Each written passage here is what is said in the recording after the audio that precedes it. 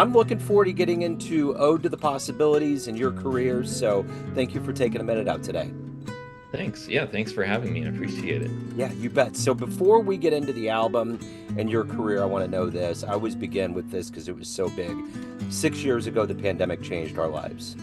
So much about the way we did things, especially musicians. How did you get through that era, and how has it changed the way that you create and live today? Yeah, I'm sure it comes as no surprise that it did have a pretty significant impact on me. Um, Up until the pandemic happened, I had just been living in South Florida, gigging around town, te doing a lot of teaching, and I hadn't really done any recording for quite a while. I'd kind of gotten discouraged with, trying to get recordings out and that whole the expense and the trouble and everything. And of course, once the pandemic hit, there was nothing to do and everybody was kind of panicking. What are we going to do? And a good friend of mine, a guy named Dave Fernandez, wonderful tenor sax player and composer, started sending tracks out to some of us and saying, since we're cooped up at home, if you guys want to try doing some remote recording. So we did, and it turned out so well that Dave ended up releasing that as a record. And then I kind of bashfully said to the guys, would you guys mind recording some of my tunes? And they all said, sure. So we ended up recording a full record of my music all remotely, and I released it. And was very happy with it, and that sort of started the momentum for me for this newest album. So, talk to me a little bit about what your kind of vision was for this new album. It actually kind of happened almost by accident on my part. Um, I have this quartet that I had formed a few years ago, and we had started working fairly regularly. And I think it was about last spring at the end of a gig, the bass player and drummer kind of approached me and said, "We need to record this stuff." And I hadn't really thought about it. And I was kind of afraid to ask them because they're both really busy.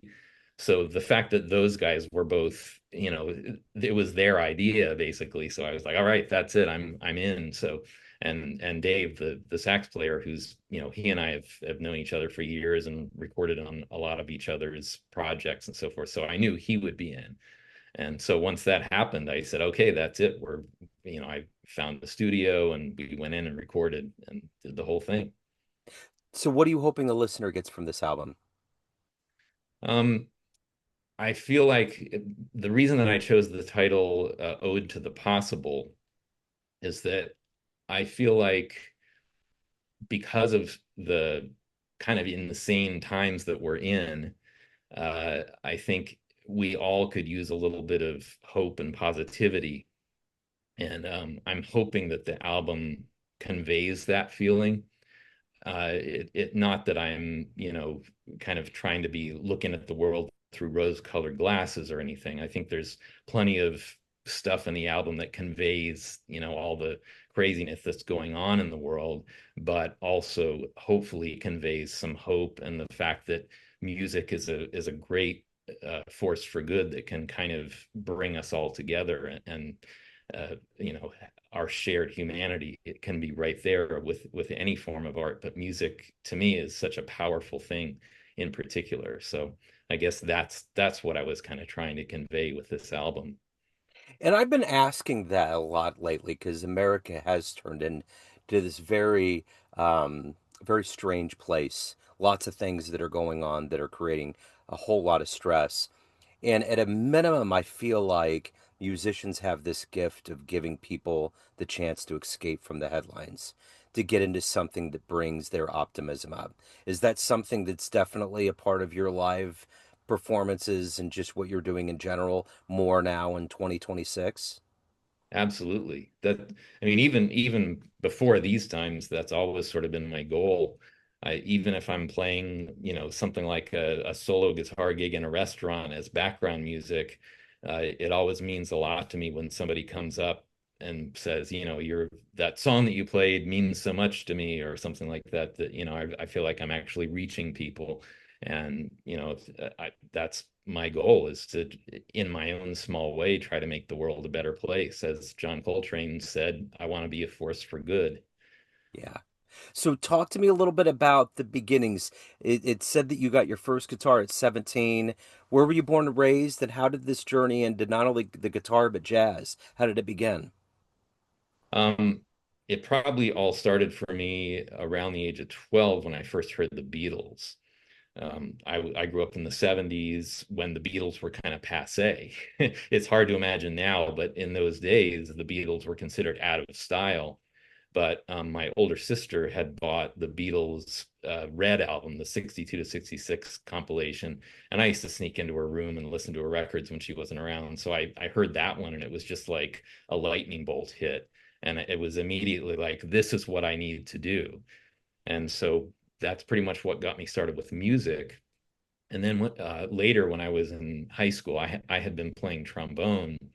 And, once I heard the Beatles, I started getting into guitar as well. And my band director in high school, I played in the jazz band. So I kind of got exposed to jazz first that way. And then about the age of 17, I decided that I wanted to get serious about the guitar and jazz. I was also interested in classical guitar at that time too. So I sought out a teacher where I was growing up in Tulsa, Oklahoma, a guy named Randy Wimer, who kind of got me started with both jazz and classical guitar, and that kind of got me on my way. So what was the first live jazz show or live show that you saw that blew you away? Um, to be honest, it probably would have been I went to the University of North Texas, and the music building had a dorm that was right across the way that pretty much all the music students lived in.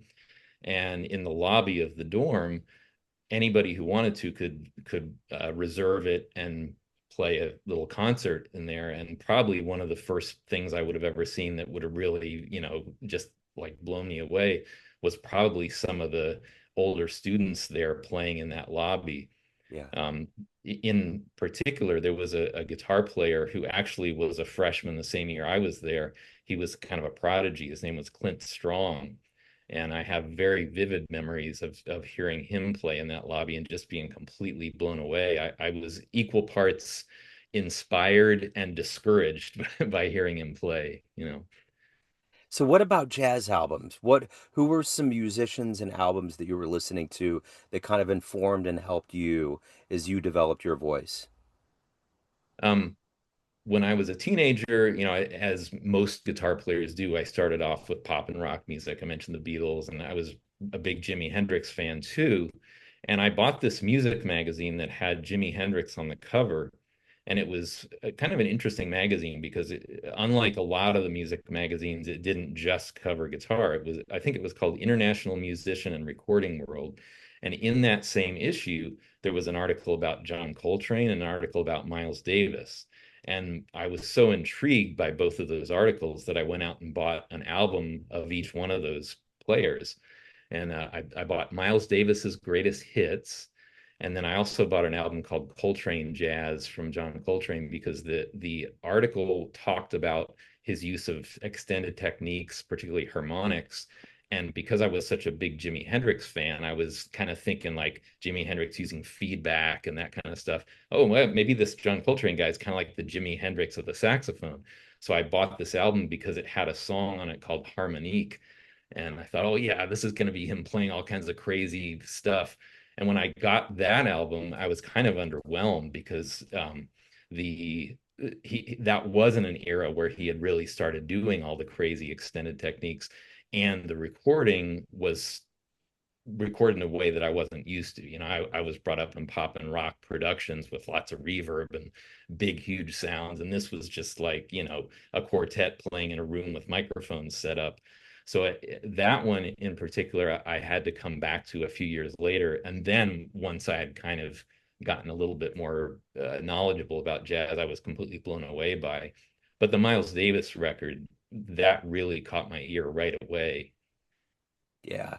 So let me ask you this. What do you like the best about being a professional musician? What has pushed you all these years? What do you look forward to every day? Well, probably the first thing would be just getting to pick up my instrument and make sounds. And it's just such a gift to be able to do that. uh, just the other day, I was playing a concert with this artist and I was just kind of playing some chords. And I remember looking down at my hands and saying, this is so cool that I get to do this. Yeah, yeah, I yeah, wasn't playing anything even all that special or anything. So yeah, and I definitely think it's important to keep that kind of an attitude of just, the joy of being able to, it's such a privilege, really. yeah, There's so many people in the world that have no opportunity to get to do anything like this, let alone all the people throughout history, that have never had this opportunity. So I try never to forget that. And in terms of like a professional life, I've, I guess in a certain respect, the same kind of thing where I feel like I'm extremely lucky that from a very early age, I had this thing that I was interested in and that I knew that I wanted to do and that I love. And so many people that are not artists that I talk to either don't have that in their life, they don't have anything that they're really passionate about, or if they do have it, they have this regret that they never pursued it. Oh, I took piano lessons when I was a kid and then I gave it up and I've always wished I never did, that sort of a thing. So yeah, I feel very lucky in that respect too. yeah. So let me ask you this. You've been around a lot of, a lot of the elders, luminaries in the world of music and jazz, from teachers to being on the bandstand. What have you learned from all of them that you try to teach younger players that you get around? What do you want them to know about being a musician and being in the jazz community? One of the most important things to me, and this is something that I did learn from a few of my different teachers, um, is the importance of being yourself and being true to yourself. And as much as I kind of had that idea drilled into me by different teachers along the way, it took me a long time to really understand that and embrace it, I think. All throughout my 20s, I was really consumed by trying to imitate my heroes and my influences, and then finding myself constantly frustrated with not feeling like I had my own voice. And somehow the cognitive dissonance of not, realizing that I was doing one thing and aspiring to do another thing. What happened actually is I took a lesson with a great guitarist and teacher named Mick Goodrick, and he told me this analogy. He said, imagine you have a pair of balances, and one side is full of pebbles weighing it down, and your job is to move the pebbles from one side to the other, but you're not allowed to just scoop them up and put them all the way over there. You have to do it one at a time. And he said you could have two different attitudes. One would be just kind of be like, "Oh, this is so boring, and I can't wait till this is over with." And the other attitude would be to try to enjoy the process, look at how each pebble is unique, and kind of almost approach it like the way a little kid might. And that made a huge impact on me, realizing that it's the journey, not the destination, basically. So that's something that I really try to convey to my students, and I also try to really, as much as I can, not sort of force them into trying to play like me or think like me or be like me. I try to, in every way I can think of, to try to get them to bring out what's inside themselves, and because I think that's probably the most satisfying way to be as an artist. So let me ask you this. Why do you love this art form that we call jazz?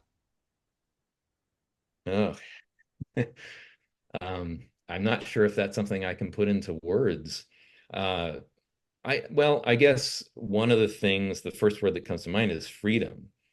I feel like of all the different genres of music that I love, jazz presents the most opportunity for freedom and also for interaction, with the other members of the group. I feel like uh, just thinking about my quartet, uh, all three of those guys are good friends of mine, and I feel like that feeds into the way we play together. I feel like when we get on the bandstand, I I can do anything I want, and all three of those guys will have my back, and each one of them can do anything they want, and I'll have their back. And so it's this really kind of warm, embracing family kind of a thing where we all feel safe and like we can do whatever we want to do. Um, so that's such a central thing to the jazz tradition in my mind. So that's definitely another one of the things I really love about it. So if you could get into a time machine and go back in time and see one jazz show, who are you going to see? Where are you going? Ah, I can tell you right off the bat, All right. it would be the Village Vanguard, Bill Evans trio with Scott LaFaro and Paul Motian. The famous one Yep. where those records came from. That Bill Evans has always and still remains one of my biggest heroes. Yeah. Uh, in fact, I would say that he's one of the jazz musicians that I still kind of shamelessly tend to imitate. I can't seem to to shake that, but at least since he plays a different instrument than me, it's not quite as obvious. At Yep. least, but yeah, I've just always been such a huge fan of him as an artist and as a musician, and that trio in particular. It's just always been so fascinating to me. Yeah, it'd be so great to be able to be there and see that happen. That would be a packed room. So everyone has a perception of you, Tom. Family, friends, fans, everyone that knows you on the bandstand, but you run the show. What's your perception of you? Who do you think you are? Hmm. I'm equal parts toddler and old man. I'm kind of I tend to have a very young outlook on things, and in some ways I can be very naive. I sometimes feel like I can play the guitar and compose and do that, and that's about all I can do.